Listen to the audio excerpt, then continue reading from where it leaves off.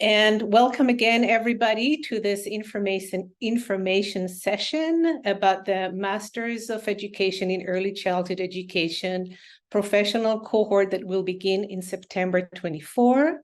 This is an online part-time program, and really the purpose of today's info session is to give you as much information as we can.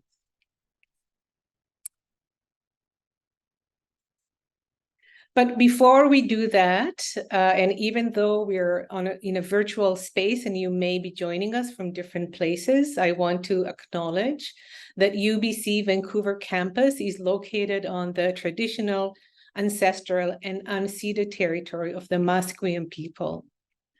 The land where we have the privilege to learn and work is situated on what has always been a place of learning for Musqueam people, who for millennia have passed their culture, history, and traditions from one generation to the next. Our agenda for today, we would very much like to welcome you, and then we'll do a bit of introductions. I will do the program overview, and again, would like to give you information about the program, the way that the courses are offered, which courses are offered, etc. Cindy's here today to tell you more about the admission requirements and the finance and tuition. And we hope to leave time for question and answers. And some of you have sent questions ahead of time. We're fully aware of those as well, and we'll try to respond to as many questions as we can. I will introduce myself in a second, but maybe Cindy, you could just say hi and what your role is. Oh, hi everyone, and welcome. My name is Cindy, and I am one of the senior program assistants from the PDC unit. Thank you. And we also have Veronica McLean and Nina Monahan. Ron, if you could say a quick hello. Hello. And Nina? Hi, everyone. Thank you. I just wanted to say a special thank you to Nina and Veronica, who are joining us today as alumni of this online med program. They have recently graduated from the program, and they are very generously agreed to be here today and respond to your questions as two people who have been through the program. My name is Iris Berger, and I am an assistant professor of teaching in the Department of Language and Literacy, and I also have a leadership role within the early childhood education programs. In my role as a cohort advisor, after we talk about application to the program, and if you do become students in our program, I'll be following alongside you through the 2.5 years within your program, advising you about elective courses, if you have any issues or concern, etc. So that would be my role. And of course, here I am today to provide you some information to help you decide about applying to this program. Okay, so here's some general information.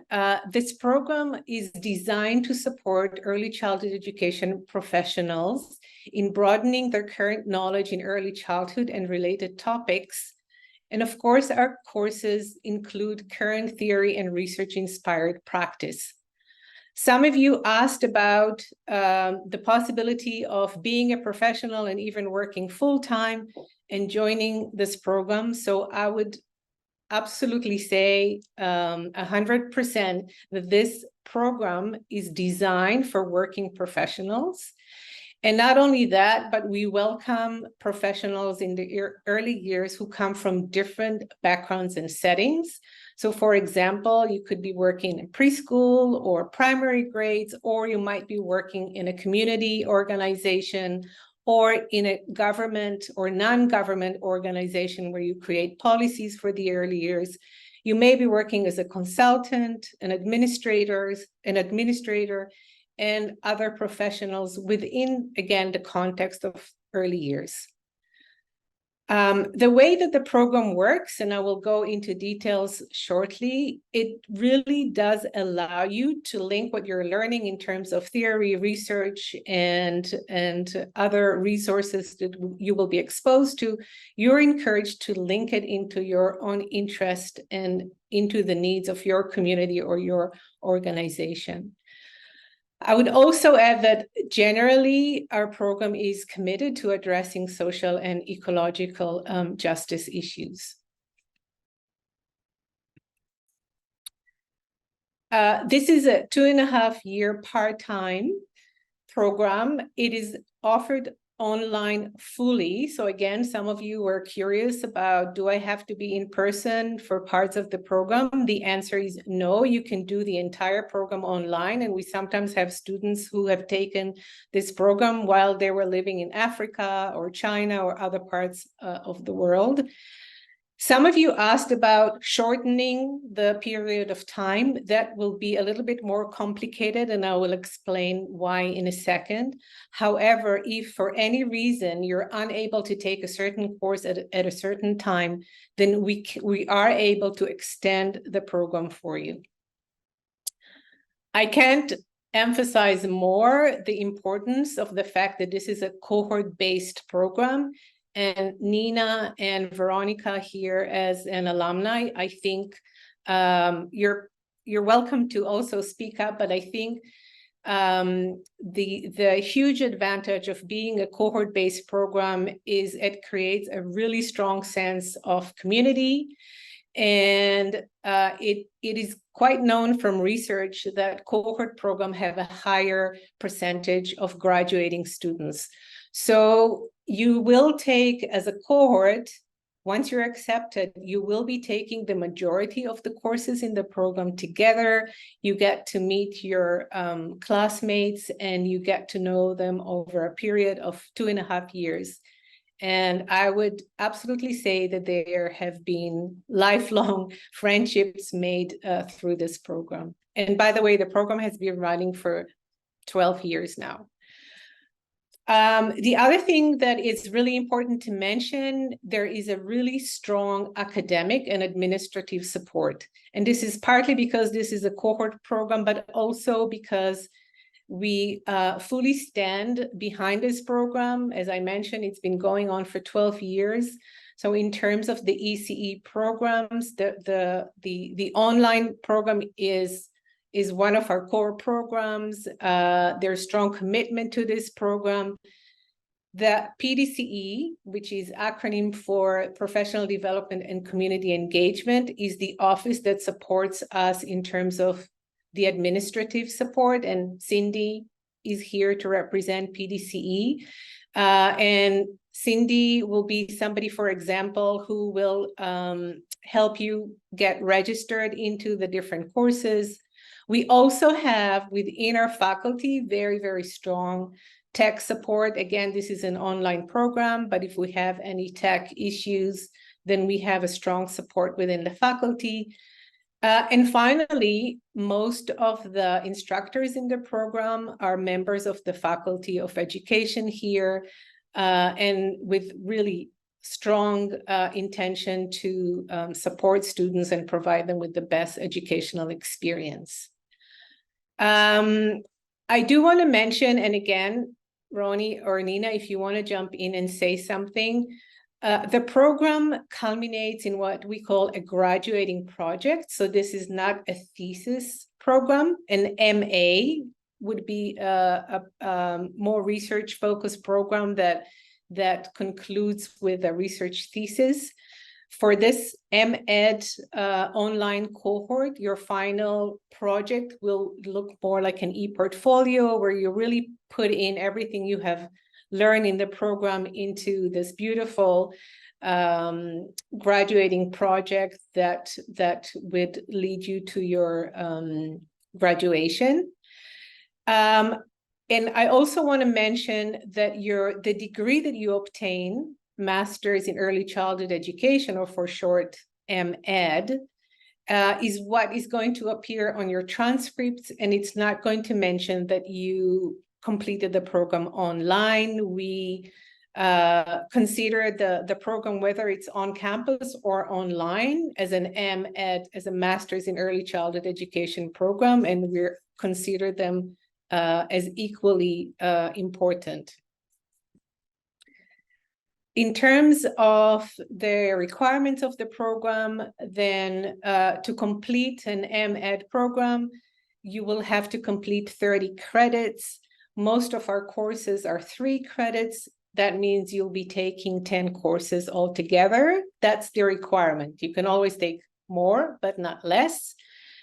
25 credits of these 30 credits, so about 7 courses, will be offered to you at a certain schedule that I will go over in a minute through this program. That means, again, as I mentioned, a cohort, you'll be moving through these different courses together, and PDCE will register you for these programs, so you don't have to register for those.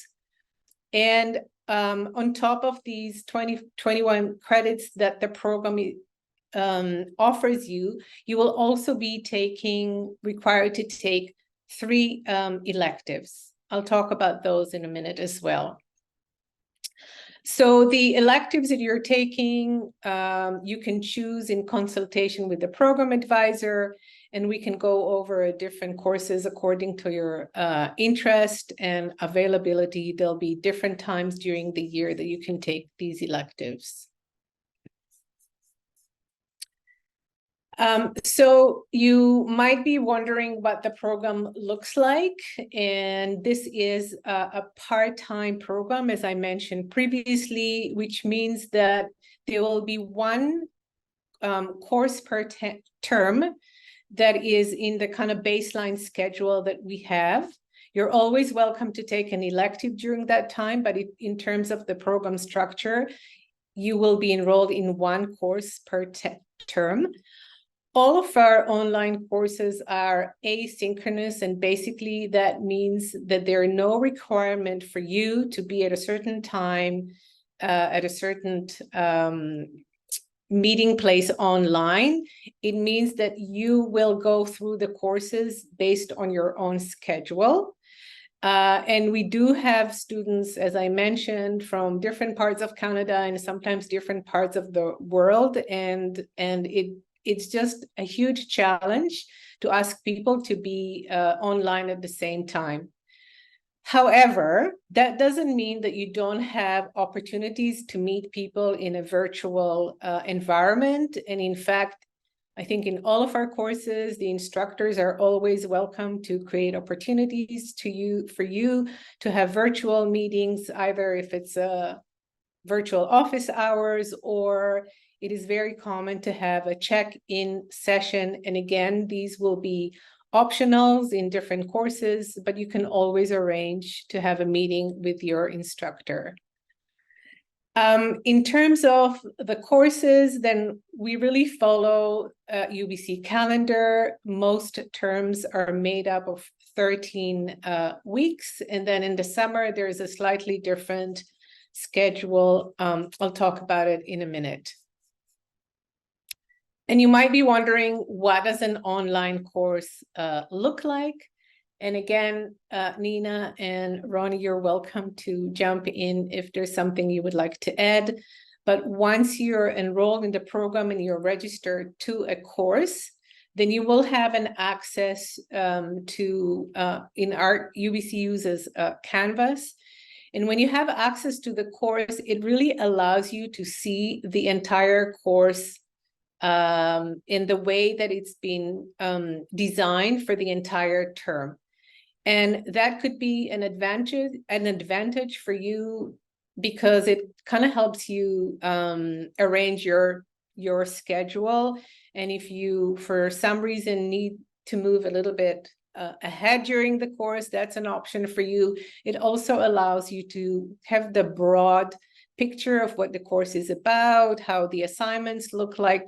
So I would say it's an advantage of seeing a lot more than the syllabus when you enter into the course. The course itself, or most of our courses, are built so that each week, we call it module, is typically around a topic, and this topic is being introduced to you by sharing some information in a content page. Sometimes it includes a podcast or a video. There are often some readings for you to do and other resources. And again, very often, because this is an online environment, we do have different ways within the online courses for you to interact with your classmates and with the instructor. Another advantage of the online environment is that all of the readings for most of the courses are available for you online within the course shell. We moved away from these reading package that you had to buy in the bookstore. There's no need for those. And again, Nina and Ronnie, if you would like to jump in here and add. So I'm sure that many of you are thinking, how many hours per week do I need to dedicate for learning? So if we think about it that way, when we have on-campus courses at the graduate level, the 3-credit courses will have a class that would last for about 3 hours once per week. So we can think about this as your kind of starting time. So again, I mentioned there's content pages, there'll be some articles for you to read. Partly it depends on how quickly you read and just the style of learner that you are. But I would say between 3 to 6 hours per week is reasonable. Again, graduate level, 3-credit course. And that includes perhaps you have some meetings with your classmates, or you're writing some reflections. And of course, the weeks where you have the bigger term assignments, you may dedicate a bit more time. Does that sound reasonable, Nina and Ronnie? Yeah, I think so. I would add to all of this that I kind of imagined online learning. I was remembering distance courses from undergraduate 20 plus years ago and imagining, working through booklets alone at my desk, and it was nothing like that at all. It's so well structured that it's, as Iris says, you can really see at the very start of the course what you can expect from it. You can map out your schedule, and it's very interactive, all the different ways that the platform can be used. And I found it, working and having children myself, easy to fit. Not easy, but I was very motivated to fit into the times that I had available in the day. So it's flexible in that sense as well, which was amazing. It wasn't what I was expecting, and it was really enjoyable. Thank you. So I'm sharing this with you. This is probably way too much for you to take in right now. But again, this recording will be available, and my email contact will be at the end if you want to ask more specific questions. But just to kind of have a general idea about what the program looks like. So if you think about it in terms of how this table is set up, then each year has 3 terms in it. So term 1 will be September to December, and then term 2 will be January to April, and the 3rd term will be May, typically to the first week of August. They're usually we don't offer courses in the later part of August.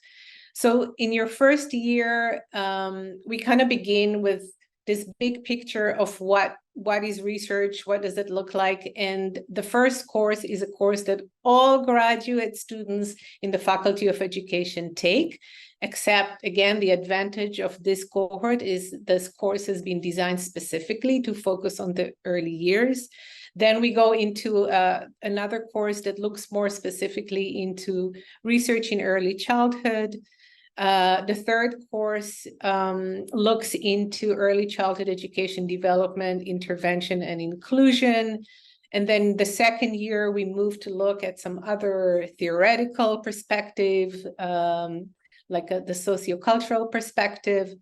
We have this beautiful course that focuses on early literacy that is offered to this cohort.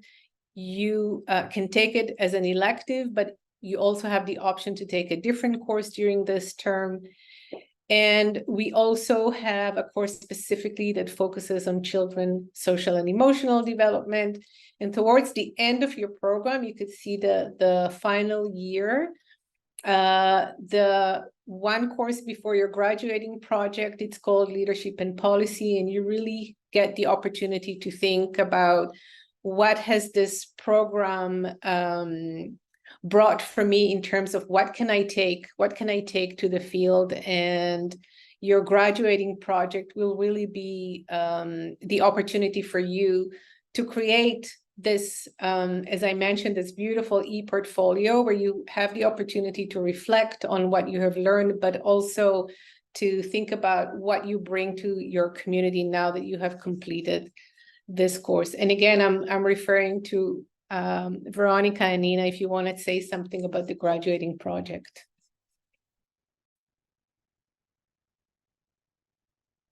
The graduating project.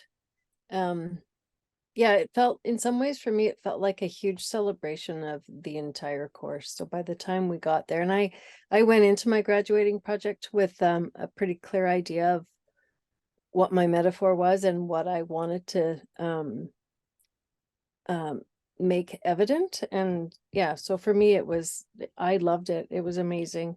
It is probably the only course that's, I would say, self-paced, in that you don't have modules, but we're also formed groups of critical friends, and Nina was part of my group, and we met, I think, almost weekly. I can't quite remember, but that really helped solidify and support that whole process. Thank you.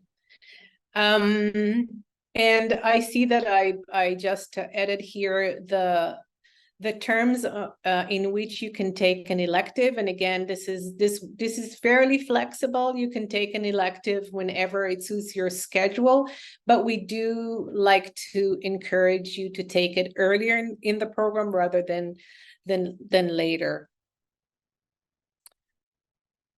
In the past, and I think both Nina and Veronica, who are here, have taken advantage of this option. You can take the elective course online, absolutely. But if it works for you, we have really fabulous special topic courses on summer on campus, and you can come here. Sometimes those are quite intensive and they're only for 1 or 2 weeks. So if you're able to come to campus one summer and meet your cohort in person, then that's really a nice option for you. As I mentioned, you could decide when you're going to take these electives.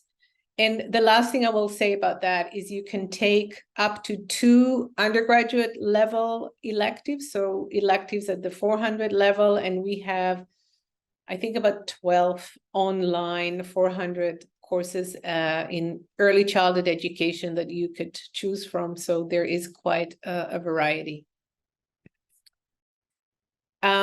Okay, so again, we're partly guessing what your questions are and trying to respond to them. So what happens when you complete the program?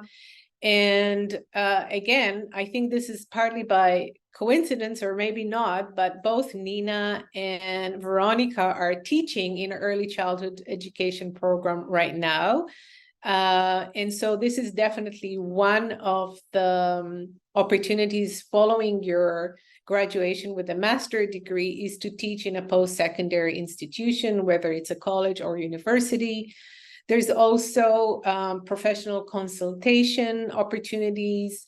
We've had people who completed the program and moved to senior leadership positions within different organizations, or, as I mentioned previously, people who work in government and policy, again, moved to leadership positions.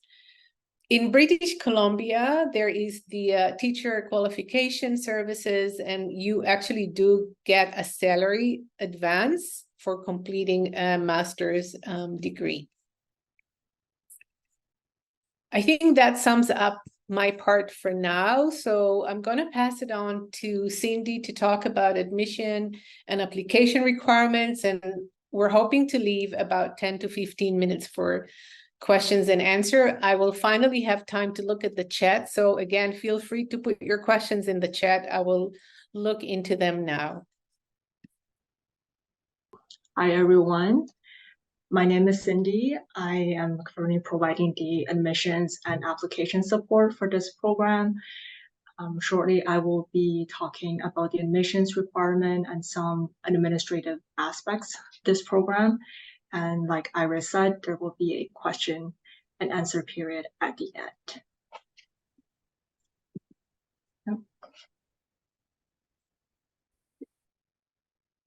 So for the admissions requirement, what we are looking for is a 4-year undergrad degree with a B+ average, so that would translate to at least 76% at UBC in all senior level courses, which would be 300 level and above, or at least 12 third and fourth year credits with an overall average of 80%, so A- or better in the field of education or related field. Now, for those who do not meet the requirement above, there can be special cases for lower GPA. If the admission committee feels that you are a good candidate for the program, then they will submit what is called a special case rationale recommending your admission to the UBC Faculty of Graduate and Postdoctoral Studies.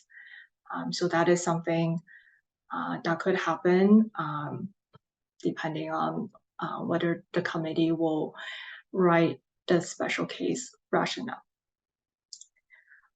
When it comes to transcripts, we ask you to order 2 official sealed transcripts from all post-secondary institutions that you have attended, with the exception of UBC, because we will be able to have access to your UBC academic records.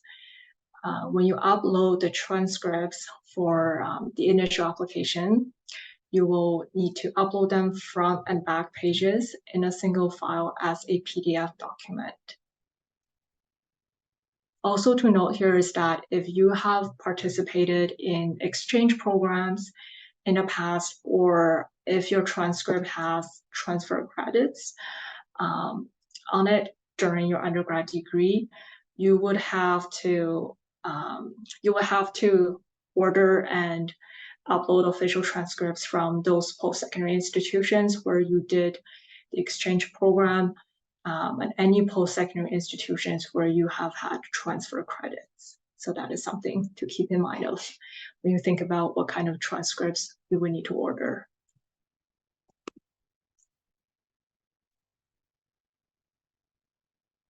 Applicants whose degree is in an unrelated field, so when I say unrelated, like unrelated field in terms of early childhood education, so that could be arts, commerce, general studies, may be accepted if they have completed a college or university certificate program in early childhood education. So in that case, you must have completed a certificate or diploma of at least 15 credits or equivalent in the field of early childhood education. We are also looking for a resume that details your academic and work history, noting any additional relevant experience, such as courses, presentations, committee work, workshops, volunteer work that you have done. So you could put that information on your resume, because this is a time that you are eager to know what you have done in the field. So you're definitely welcome to provide that information on your resume. You'll also see here that another admissions requirement is for applicants to have a minimum of 2 years professional experience working with young children in an appropriate setting.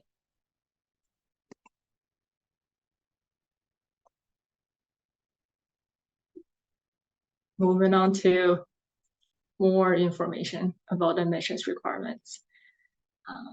So we are asking for a writing sample from past courses or academic essay options. For more information about the writing sample, you can go onto our program website, and we can share the program website's link in the chat later on as well, where you will be able to find more information about the writing sample. You'll see here that there are also additional questions on the application that you will be asked to answer. So please feel free to respond to them when you submit the application, and please also note the word limits that are indicated in your application form. For applicants outside Canada, in which English is not the primary language of instruction, you will need to provide results of an English language proficiency test as a part of your application. So those tests must have been taken within the last 24 months at the time of submission of your application.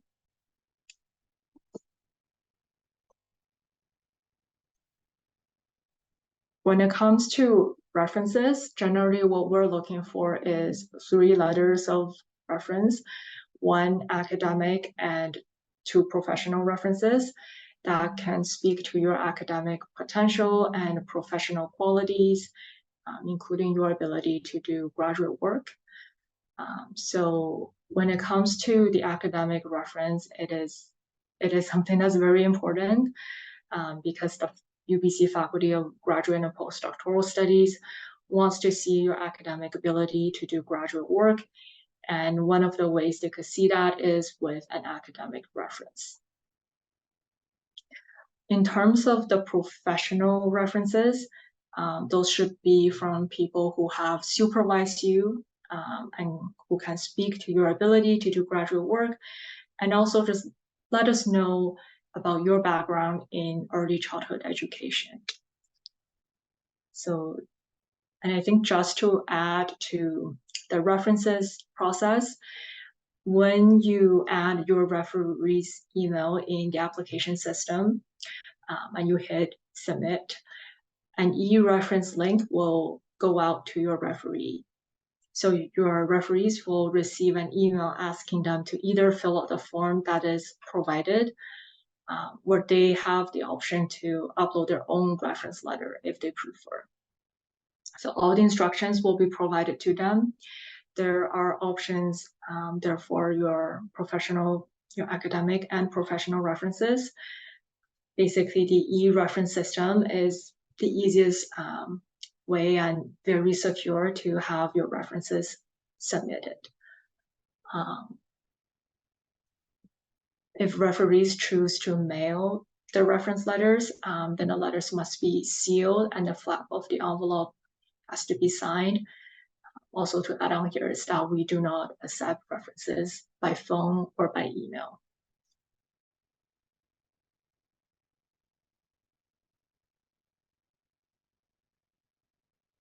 So moving on to something else that is relevant to the EC24 cohort program. In terms of the part-time acknowledgement form, students in the EC24 med in early childhood education program are considered part-time students, which means that there are certain things that you are not eligible for, such as scholarships, grants, bursaries, loans, or financial aid.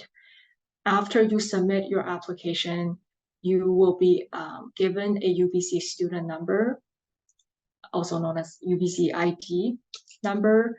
It can be found next to your name in the top left corner of your application portal. So please download this part-time acknowledgement form when you submit the application, fill it out, sign it, upload it to your application, and this form will ask for your UBC number. So you will be asked to use that. If you have attended UBC in the past or have an existing UBC student ID, please feel free to use it on the form. In terms of application procedures, The application is actually open right now. It has been open since October 15th. So this is the link that you will go to. So grad.ubc.ca/apply/online/. You will do a program search. So you could type in EC24 or the full name, med in Early Childhood Education Professional Cohort, September 2024 start. So please know that when you do your search, it will not say online program. However, because if you're interested in applying to the online version of the program, it is really important that you select the correct program. So that will be either EC24 or the longer name that is mentioned on this slide. Again, just to reiterate, if you have attended UBC previously, or if you have an existing UBC ID, it is very important that you use that ID when you submit this application. If for whatever reason you are not sure about the UBC ID that you were given in the past, you can email us and let us know. We will look into whether that is something that can be found in the system. When you submit your application, you will be asked to upload all supporting documents. So that includes your transcripts, resume, writing sample, and the part-time acknowledgement form. The application deadline for the EC24 cohort program is December 15th, 2023. We have a document/reference deadline that is January 13th, 2024. Also to note here is that the application fee for domestic applicants, which applies to Canadian citizens and permanent residents, is currently $112. For international applicants, the application fee is $168.25.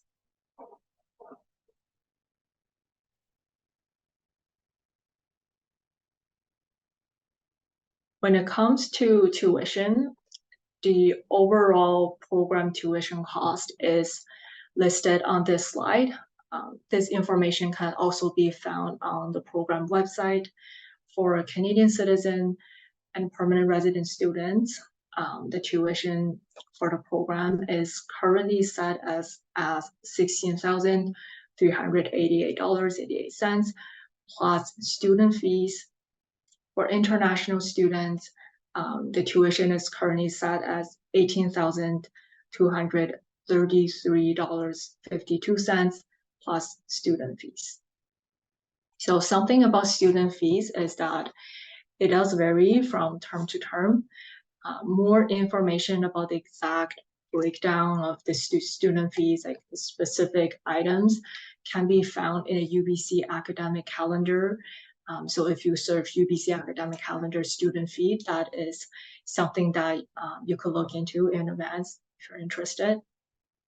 Tuition fee for the EC24 cohort program is divided into 8 installments, which will cover 8 terms. For Canadian citizen and permanent resident students, the amount for each tuition fee installment is currently $2,048.61 per term plus student fees. And for international tuition fee installment, it is currently $2,279.19 per term plus student fees. Tuitions are subject to increase in May, and all changes are approved by the UBC Board of Governors. So the payments are due in September, January, and May. Basically 3 installments per year when you're in a program. Something to note here is that tuition for the EC24 cohort program is charged as a whole program fee. So you are paying tuition in different installments for 8 terms. Tuition is not paid on a per credit basis.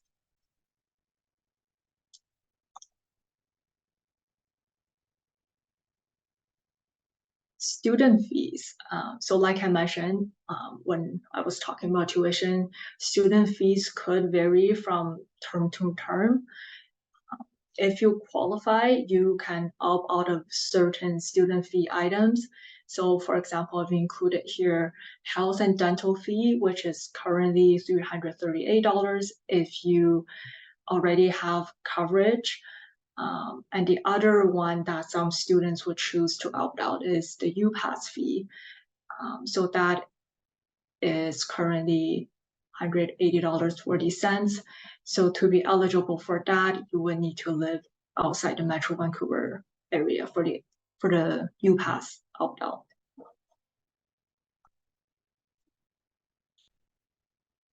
Something else that I wanted to highlight, so this part is directed to teachers in the Vancouver Lower Mainland that have taken UBC students in their classrooms as student teachers.